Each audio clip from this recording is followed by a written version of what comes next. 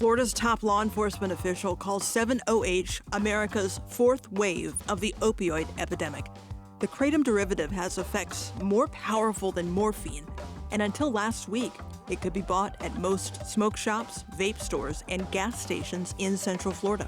It is Thursday, August 21st, 2025, and you are listening to Engage. I'm Sharon Stone.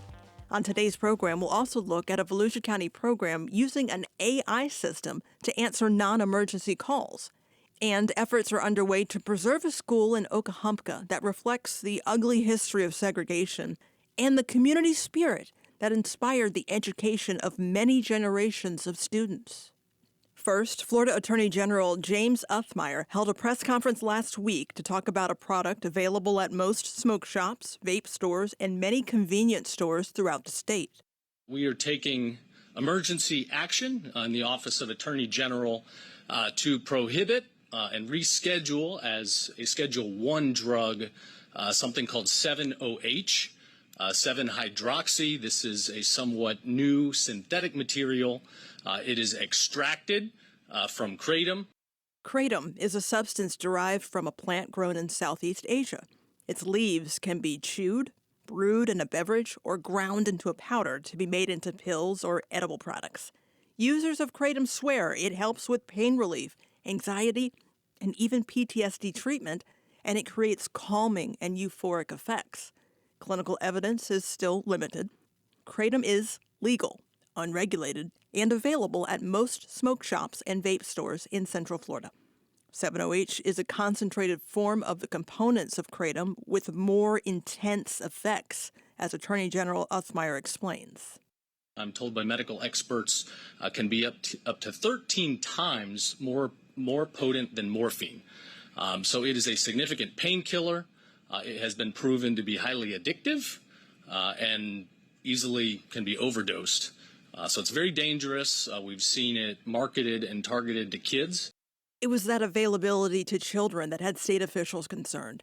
7-OH was being sold as blueberry-flavored candies, watermelon gummies, even fruit-flavored ice cream cones. They were being sold in stores with no Food and Drug Administration oversight by salespeople with no training regarding the strength or dosage of the products. The packages had little or no information about potential side effects. Until last week, there were no laws regarding the manufacturing, sales, or use of 7-OH. Dr. Christopher McCurdy is a professor in the University of Florida's College of Pharmacy. He's also a leading researcher of kratom and 7-OH. He joins Engage to explain what differentiates the two products and his concerns regarding the sales of 7-OH. It is actually a semi-synthetically produced molecule, so it's manufactured from the kratom plant, and it is a pure opioid. So it interacts with opioid receptors in our brains, just like oxycodone and morphine. And so it is more potent than morphine, but less potent than something like fentanyl. Can you talk about the immediate physical impact to people? We know that it has pain-killing effects, so it has analgesic effects like other opioids do. We know that those effects can be completely reversed by Narcan or naloxone. We also know that this material, if given in a high enough quantity, can cause respiratory depression, just like other opioids. And that respiratory depression can be reversed by Narcan as well. And then finally, we know that animals will work to ingest 7-hydroxy material just like they would any other drug of abuse. So in terms of what people should experience, they should experience a euphoric or feeling very similar to what they would have if they take morphine or oxycodone or hydrocodone or any type of prescription opioid. What we're hearing from individuals that are using it is that it has a very similar effects to prescription opioids. So one of the concerns is that these products don't come with any type of dosage instructions. Correct. And unfortunately, as I mentioned, we don't really have very many studies in animals that outline what a safe or effective dose would be that could then be extrapolated to the same thing in a human use. unfortunately, they're marketing these products in different milligram strengths in serving sizes that apparently indicate there could be 3 to 4 servings in a tablet. And the guidance is just to take one serving size for each time you use it. But there's really no guidance, there's no science behind how often it should be used. And we're looking at a large experiment population, if you will, on people instead of doing this the traditional way we would treat a pharmaceutical. So, what could an overdose look like with this? So, in talking to some individuals at poison control centers and also physicians in emergency departments that have seen some overdoses, it would look very similar to any kind of opioid overdose where individuals have been found down. In other words, the respiration is compromised. They're usually found on the ground. The default thing to do is to Narcan people these days. And so they Narcan these individuals. And in many cases, they're able to be resuscitated from that treatment. And then only after they're awake and alert do they learn that they've been taking a 7 hydroxy product. Can you tell us about where these products are made? Is it an FDA approved lab? Is it a licensed pharmaceutical company creating it? So as of today, there's no FDA approved lab that I'm aware of that's making these products, nor is there a pharmaceutical company involved. One of the largest producers or initial producers was a company called CBD American Shaman in Kansas City, Missouri. And they were shut down last year at Christmas time for unsafe work environment and conditions. And the pictures that surfaced from that laboratory much more look like a clandestine environment than an FDA approved facility or inspected pharmaceutical clean rooms. So I'm thinking about people who are going into smoke shops, vape shops in Central Florida. Probably not going to encounter someone like you, a medical expert behind the counter. Do you think that's part of the problem in retailing Kratom? Should it be moved behind the pharmacy counter? Yes, it's an interesting question. I think the lack of understanding and education around these types of products, and for that matter, it's a larger conversation than just kratom. But yes, there is a very lack of knowledge, large lack of knowledge by those individuals selling it. Sometimes, if someone even just goes online and purchases that way, they're not getting any interaction with a human being, and you're counting on them to read whatever's there. There might be labeling on the label that indicates how to use a product, but we've also seen in cases where products are just in Ziploc baggies with a name on it, with no directions, no authentication of what actually is there. So this is a big problem, not just in the kratom world, but in other botanicals as well. And to be honest, I mean, the decision about moving it behind the counter, that has to be done by regulators. I'm a pharmacist by training originally. And when St. John's wort first came out, I had a lot of issues with St. John's wort being available over the counter as a dietary supplement with no studies or no knowledge of what was safe and how to use it. I see kratom being in a similar bucket. We don't have enough science around it to really understand how it should be used, what it can be safely used with, and for that matter, how kratom itself can be safely used. But we do know that it seems to be less harmful than what we're seeing with something like this purified chemical 7-OH. So Florida has taken this emergency action to ban that concentrated form of 7-OH. From your perspective, from a scientific perspective, is that ban the right move? I think as it's being sold right now, it really is putting the public at great risk for harm simply because it's so widely available as well. One of the largest causes of concern surrounding 7-OH is the lack of research to support the therapeutic claims made by manufacturers and retailers. There have been no FDA trials involving the substance, and data regarding usage and overdoses is largely anecdotal. as FDA Commissioner Marty McCary said at the same press conference. We don't have good statistics on how many people have died from concentrated 7-OH, which is part of the problem. And so we sometimes tend to think of only, what we have statistics on, what an NIH grant has funded, what a survey has collected, and we just haven't had research in this. So we don't know how many young people have died from 7-OH. Despite this lack of research, there is a strong lobby of advocacy for legal and responsible sales and use of 7-OH from the kratom industry. The Holistic Alternative Recovery Trust is one of those advocates, and Jeff Smith is the National Policy Director. The first thing we want to do is make sure that it's not in the hands of children. So we support stringent age regulations to make sure that it's limited to people over 21. We support labeling restrictions so that you can't have labels that would attract, children to want to try to buy it or try to get around those restrictions. We support age gating in stores so kids can't even reach it on the counter, but it's behind the counter. We support third-party testing requirements so that it is not contaminated or adulterated with contaminants, and the states can come in or the federal government can come in and make sure that the products are actually standardized and safe. We support all kinds of regulations as part of a broad, stringent regulatory framework to make sure that bad actors can't come into this space. Though Smith and McCary are on the same page when it comes to concerns about 7-OH, they don't agree on solutions. Smith and his organization oppose an outright ban on the product and also don't agree that traditional FDA drug trials are necessary. Right now, it seems to be working really well for thousands and thousands of people.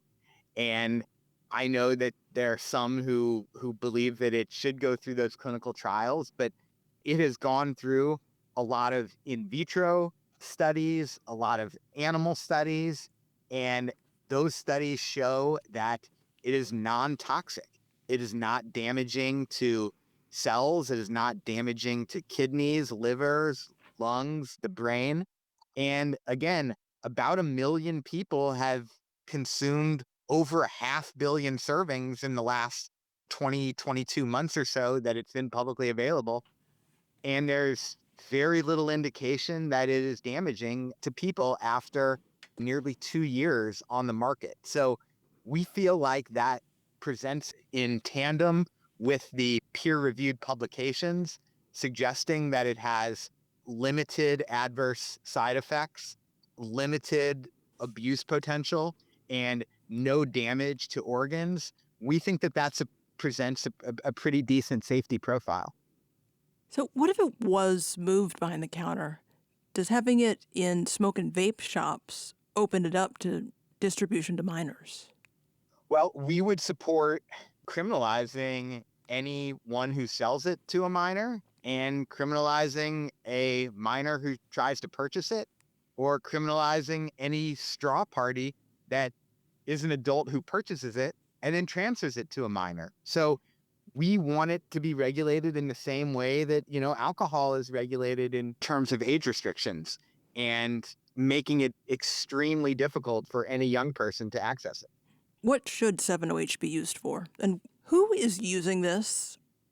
I'll tell you the profile that we get from consumer testimonials.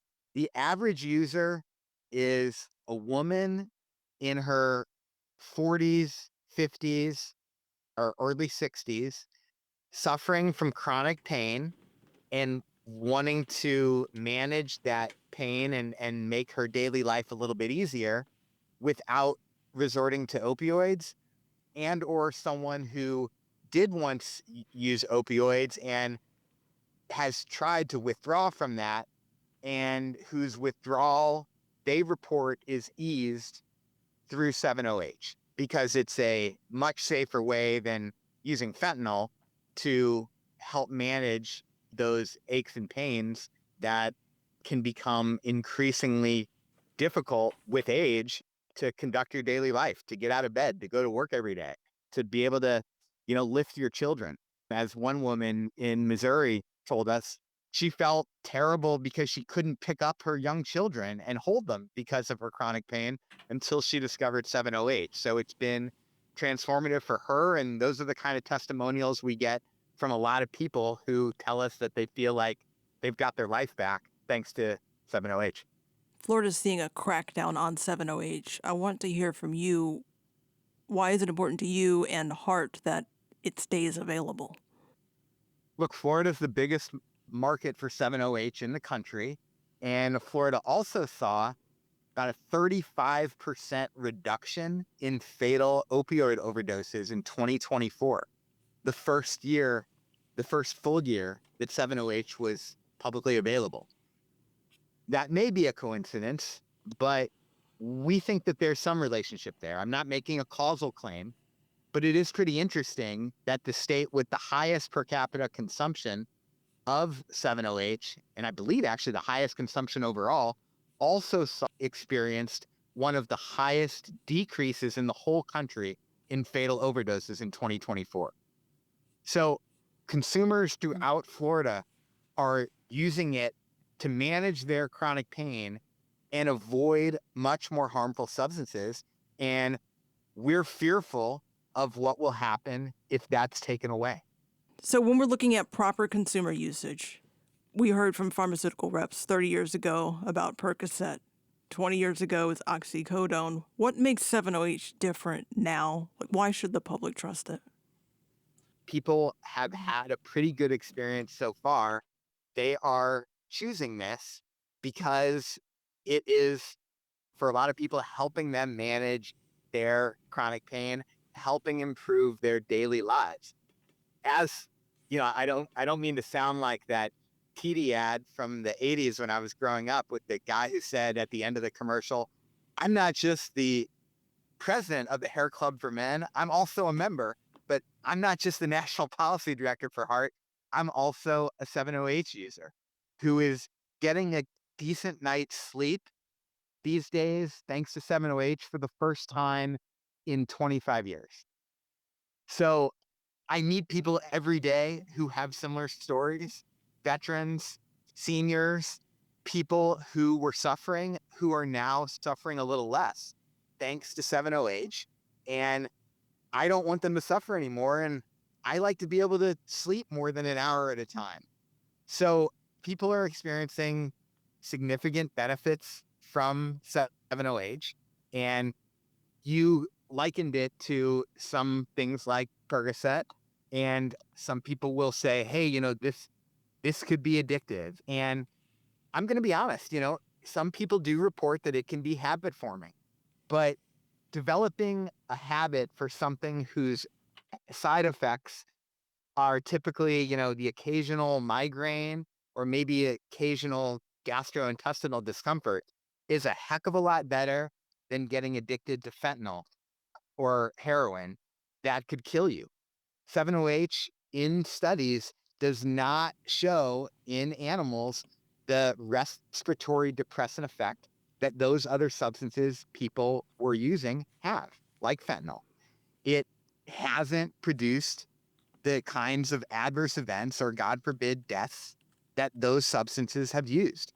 And I believe in helping people with their daily lives in ways that may not be the most perfect thing in the world. No, they're not able to solve their chronic pain through broccoli or more fruit, but they are solving it through 7-OH. And I'm helped every night through 7-OH. And I think that that's pretty positive, both for me and for tens and if not hundreds of thousands of people around the country. As of August 13th, it is illegal to sell, distribute, or possess 7-OH in Florida. The consequences of violating the ban could be the same as any Scheduled I drug violation. The state is very clear in explaining this is a ban on 7-OH concentrate only and not on any other Kratom product.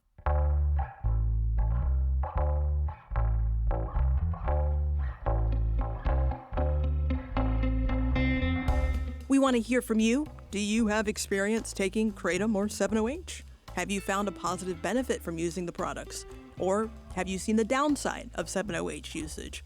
Reach out to us and send an email to engage@cfpublic.org. Or you can send us a talkback on the free Central Florida Public Media app. Ahead on Engage, AI is showing up everywhere. We'll learn why it's answering non-emergency calls in Volusia County. And later, efforts are underway to preserve a school built a century ago to serve Oklahomka's segregated students. You are listening to Central Florida Public Media. This is Engage. There's a lot going on in space, from efforts to land astronauts on the moon and liftoff of Artemis 1 to answering the age-old question, are we alone in the universe? Wouldn't you want to know if there was life on another planet? Are we there yet? Explores space exploration every Tuesday at 6:30 here on Central Florida Public Media. You're listening to Engage on Central Florida Public Media. I'm Sharon Stone. Ahead on the program, in the early part of the 20th century, educational opportunities for Black youth were deplorable, if even available. That's when then Sears CEO and philanthropist Julius Rosenwald stepped in. A private citizen helped build over 5,300 schools. I don't think there's a greater American story than that, as far as private citizens stepping forward and using their money for the benefit of mankind. We'll learn about the efforts to preserve Oklahomka's Rosenwald School to create a nexus of community engagement. But first, artificial intelligence seems to be creeping into just about everything. Central Florida Public Media's high school intern Royal McHenry hit the streets to talk to people in Central Florida about the influence of AI. Dave McConnell is a teacher in the region. He expresses concern that students don't understand the role of AI in the classroom. Kids have a misunderstanding about what AI can do for them, and 99% of their understanding is that it can do my work for me, unfortunately. And then one, it doesn't. It is blatantly obvious when somebody's using AI. And then the second part is I feel sorry for them because all of the opportunities that they're trying to skirt, they're actually missing out on the benefits of having participated in those activities.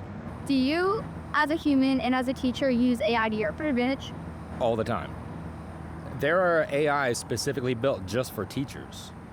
There are, I want to say, at least a dozen that I use that are literally built just for teachers to create a quiz.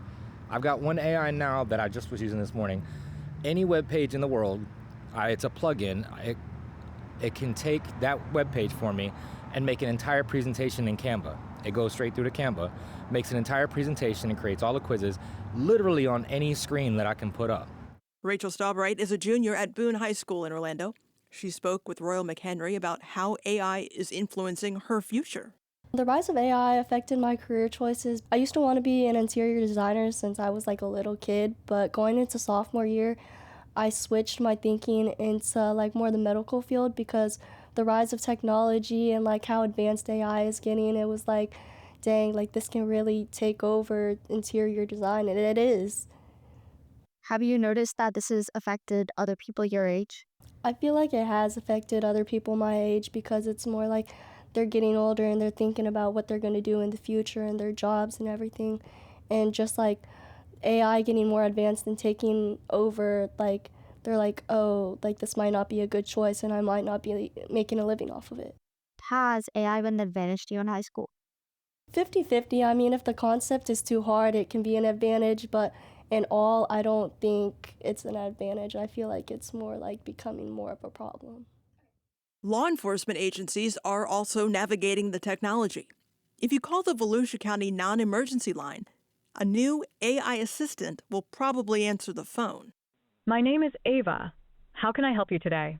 Ava helps the sheriff's office route non-emergency calls to free up 911 dispatchers and reduce response times. I need to report a noise complaint. Is the noise happening right now? Yes. What is the address where the noise is occurring? It's going to be 18 Hibiscus Drive. What city is that in? It's going to be in DeBerry. After a testing phase, Ava officially launched this month. Volusia County Sheriff Mike Chitwood talks to me about their new first responder and what it means for public safety. As hard as it is to recruit and retain deputy sheriffs, it's even harder to recruit and retain communications officers. It is just so hard. We are constantly fighting. It's like a Sisyphean feat. We keep rolling that rock up to the top of the hill. And when I get close to full staffing, the rock comes down and runs us all over, and we're back down again, short 20, 30 employees. So the hope with AI is it'll relieve the folks that are taking those calls and dispatching those calls that are non-priority calls and move those folks over to plug the gap in 911 for police, fire, and EMS. So far, Ava is running at like a 94% success rate. And the response from AI is within seconds. It can discern, is this a 911 call that somebody called the non-emergency number and they're making the report, and AI recognizes that, wait a minute, this should be a 911 call, and will interrupt and say, this is a call that I need to transfer you to a 911 operator. This is going to clearly need a quicker response.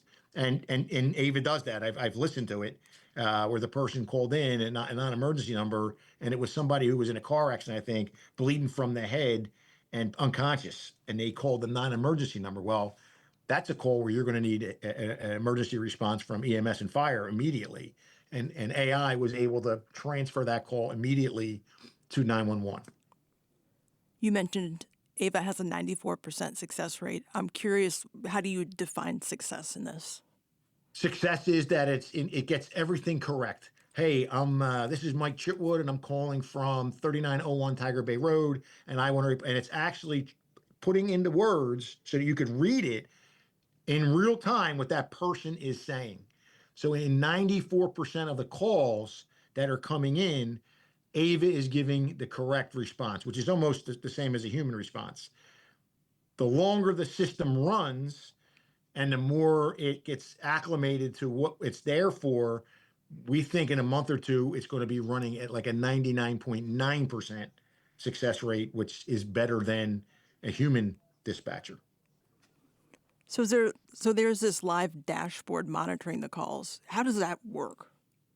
There are supervisors that are monitoring what's coming in. So they're not only listening to the call that AI is handling, they're seeing how it's being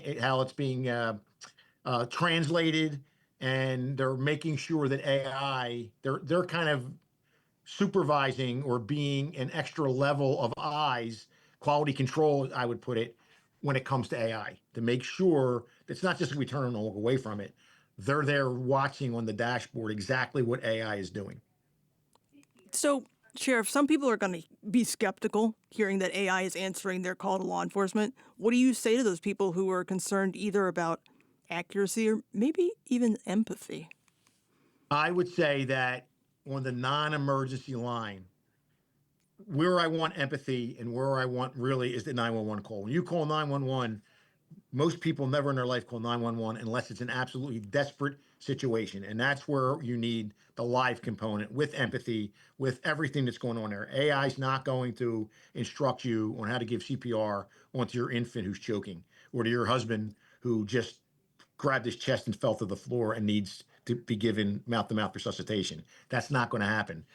But when you call about a parked car, illegally parked car, a barking dog, loud music, those calls that come in and they actually take away from the 911 aspect. They actually slow the response time down because they just don't have all the employees to fully staff everything.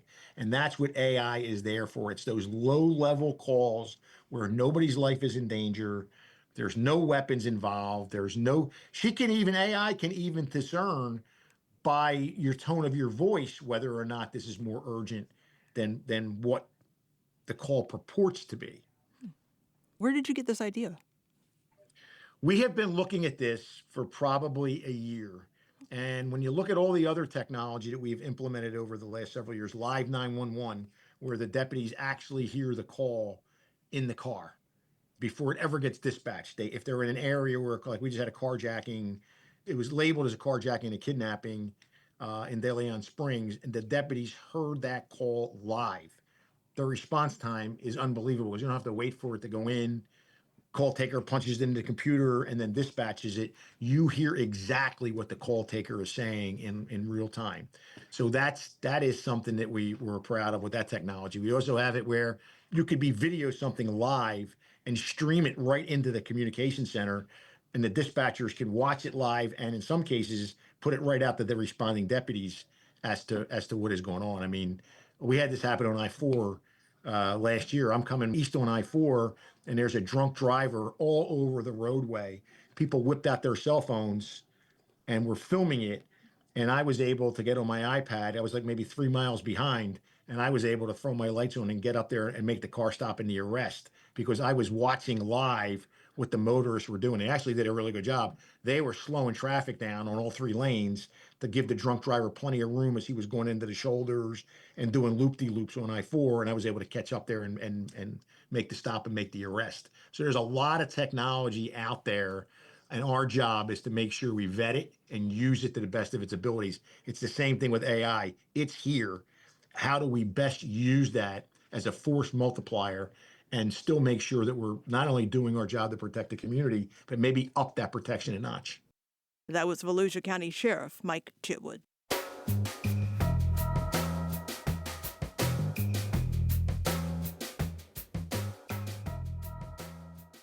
Last week on Engage, we explored the impact of active shooter drills in schools.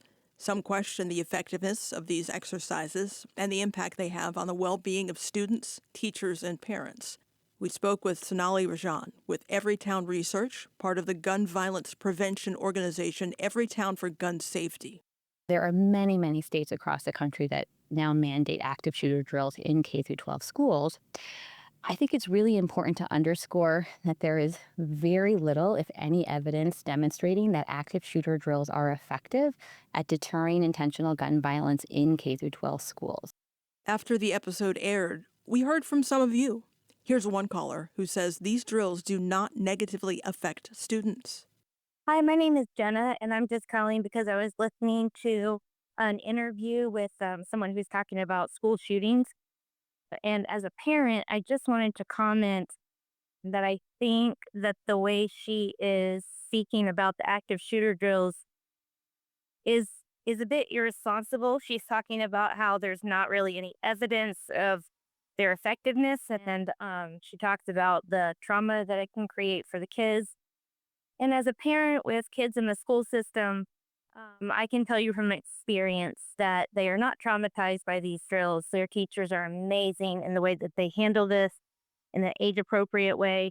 And I'm not sure what evidence you would be able to collect as far as the effectiveness unless you were able to look at actual school shootings that have taken place where active shooter drills were carried out, which is, of course, something that we don't want. That's not our goal.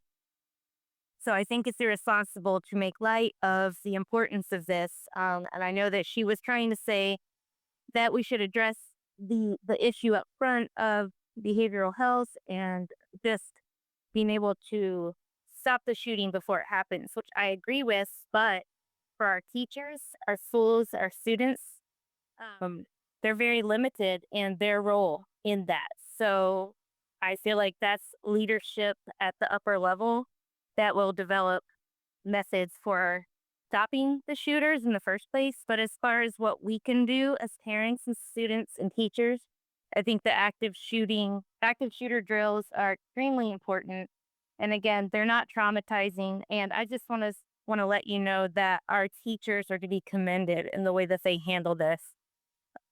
And so I think that your guest should be a little more educated on the responses that they have developed in the case of a shooter actually succeeding in an attack. Thank you, Jenna, for engaging with us. We always want to hear from you. Send an email to engage@cfpublic.org or send a talk back on the free Central Florida Public Media app.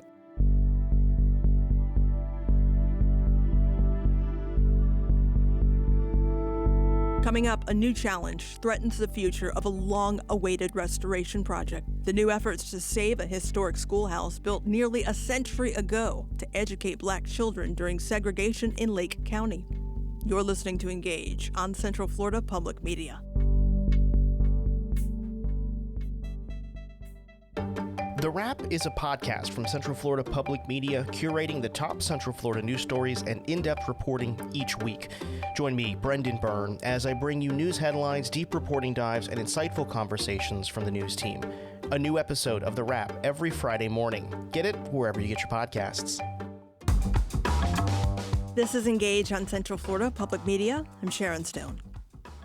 In the community of Okahumpka in Lake County, a restoration project is underway to save a historic site that shaped a generation of Black students during segregation. The Okahumpka Rosenwald School was built in 1929. The modest wood schoolhouse is one of about 5,000 built with funding from Julius Rosenwald, the philanthropist and part owner and president of Sears, partnered with Booker T. Washington to create learning spaces across the segregated South for Black children. Only a fraction of the Rosenwald schools still stand today. The Okahumpka School is tied to another important civil rights pioneer, Virgil Hawkins, who was raised in that community. He fought to integrate the University of Florida Law School, and his family donated the land for the Rosenwald building. Restoration plans include building a new community center to honor Hawkins.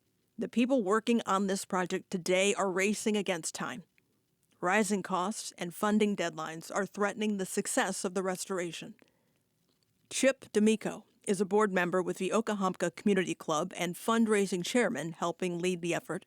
He talks about the setbacks, progress, and the vision to restore the space to inspire future generations. I saw that they were thinking about tearing down this old school to try to make funds for a new community center. I'm from upstate New York and the farm country and wine country and the Finger Lakes region, and you treasure old schools. You don't tear them down. If they're still there, you do something about it. And that piqued my curiosity and got me interested. But the people really ultimately just touched me, I guess.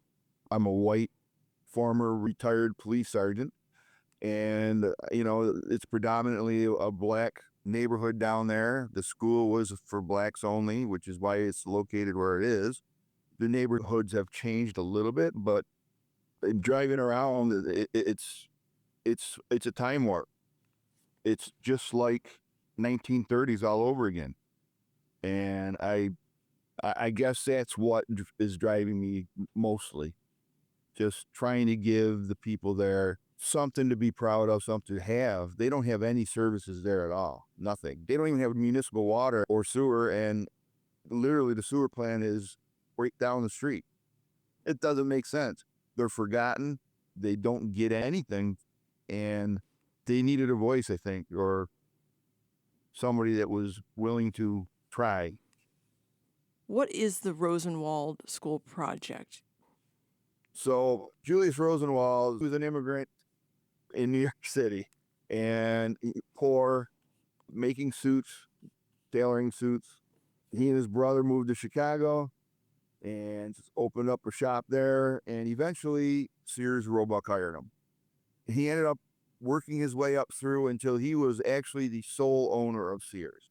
And Julius Rosenwald spent reportedly 90% of his income to help others. He built entire blocks of housing for people that couldn't afford housing. He was involved in so many philanthropic things, and one got started by listening to Booker T. Washington. Booker T. Washington was a slave, grew up a slave, got himself a very good education. He opened up the Tuskegee Institute. Julius Rosenwald, his wife, went to a speech by Booker T, and they were enthralled. When they got home, they apparently talked, and they said, we have to help them. He ended up on the board of the Tuskegee Institute, and between him and Booker T. Washington, they developed and initiated this school building program with first 5 schools, and it was so successful that Julius wanted to make it a lasting thing.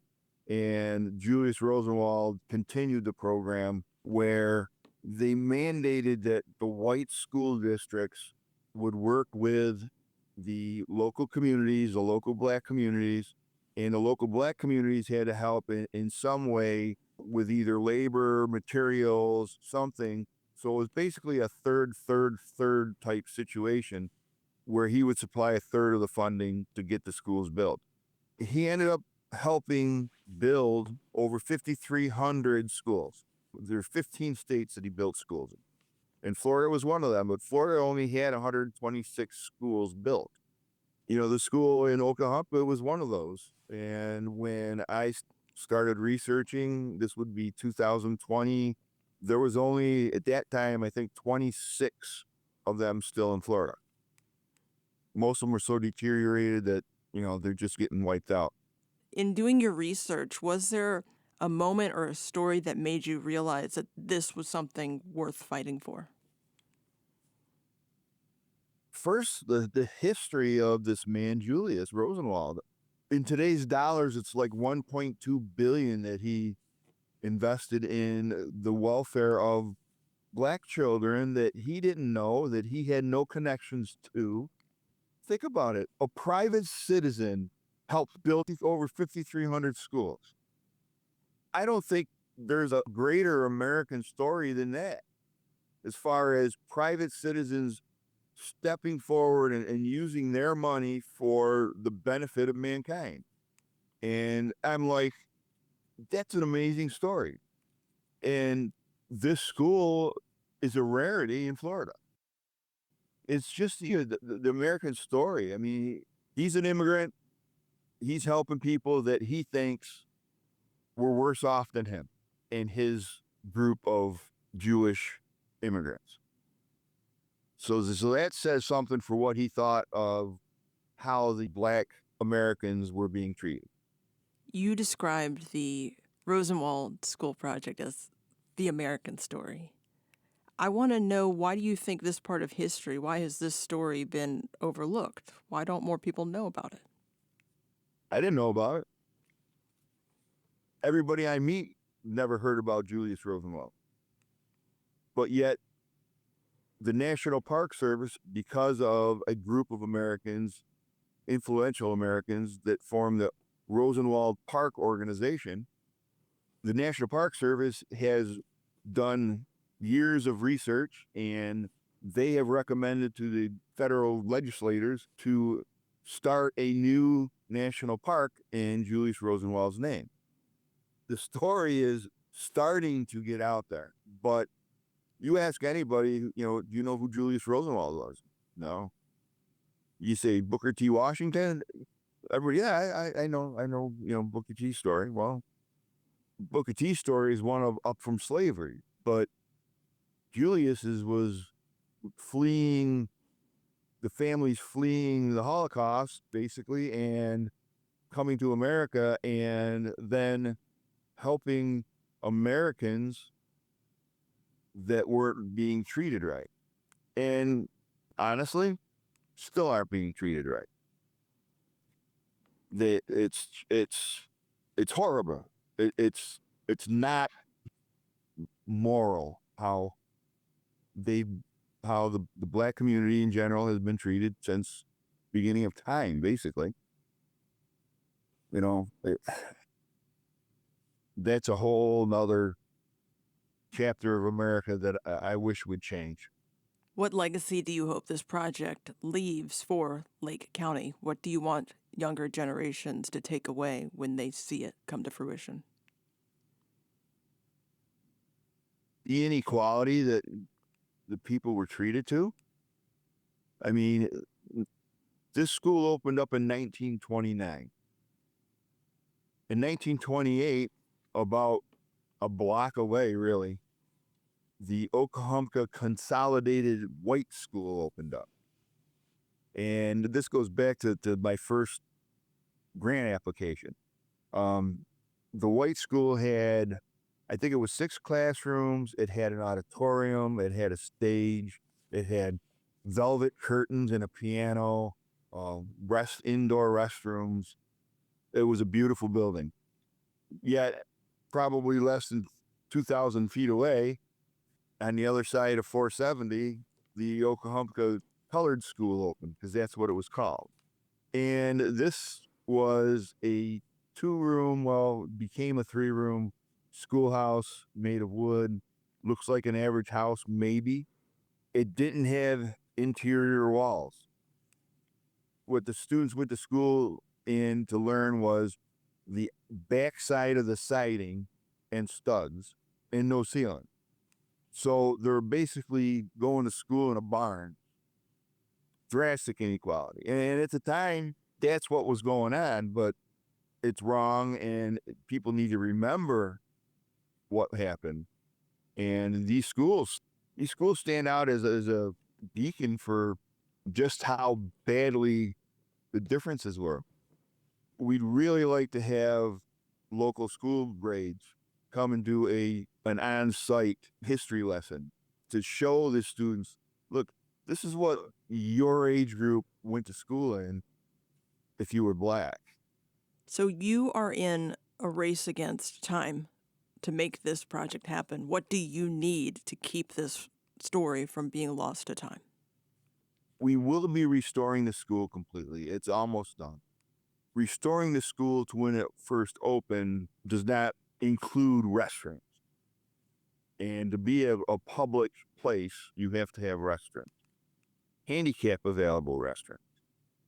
Part of the project was to build the community center, which would have the restrooms and the meeting facilities for people that want to be able to learn about the school and learn about the history. And we can't keep up with the funding because every delay that's been created or imagined has cost us dear time. Everything that we were planning 5.5 years ago has probably increased in cost 60% by now in 5 years. So applying for more grants, we need help from the communities. The fastest way to get anything done is with cash. The next fastest way to get what we need done is to build the school and do the heavy equipment work around the property that needs to be done because of Lake County requirements. The parking lot material, we have to have a rainwater catch basin. We need businesses that are in the industry to help us, whether it be labor, whether it be hauling something, whether it be we'll do your basin for you. Help us build our community center. Help us do this.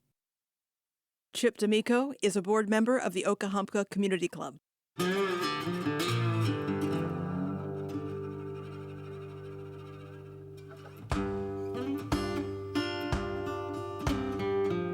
That's all for this week's edition of Engage. Make sure to subscribe to Engage on Spotify or Apple Podcasts so every episode is sent right to you. And don't forget, our Caring Across Generations community experience is tonight, Thursday, August 21st, at our Central Florida Public Media Studios to explore the often invisible work of intergenerational caregiving. Head to cfpublic.org/engage for more information. I'm Sharon Stone. Thank you for the company. All Things Considered is coming up following NPR News.